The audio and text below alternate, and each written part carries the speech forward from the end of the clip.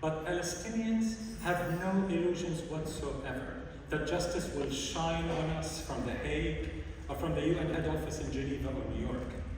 The utter failure of the international legal system, dominated by the Euro-American colonial powers, to provide the necessary legally binding foundation for even stopping the unspeakable Israeli genocide in Gaza, the world's first televised genocide, let alone delivering justice, speaks volumes.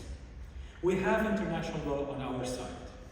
We have the moral high ground as an indigenous people fighting a ruthless, depraved, genocidal settler colonial regime to achieve our liberation.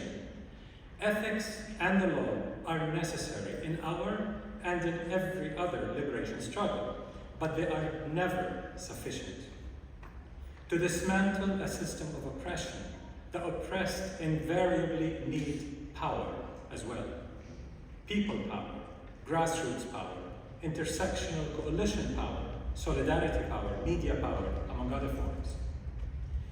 Israeli airstrikes lately, as we've heard early this morning as well, have focused on massacring forcibly displaced Palestinians sheltering in United Nations schools in particular, in so-called safe zones.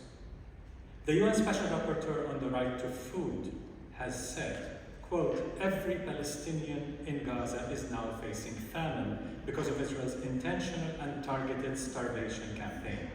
The recent deaths of more Palestinian children tells us everything," end of quote.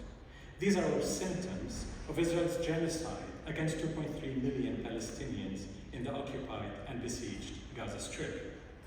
This shockingly reveals not only the level of Israel's dehumanization of indigenous Palestinians and what the UN Secretary General calls total impunity, but also the unprecedented level of Western complicity.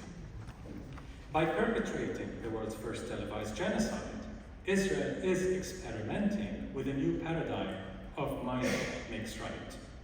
Colonial powers that share with Israel what Naomi Klein calls a supremacist vision of safety and security for the few, may then emulate Israel's paradigm to exterminate or crush weaker nations and racialized communities that, in seeking justice, dare to defy systems of domination and subjugation.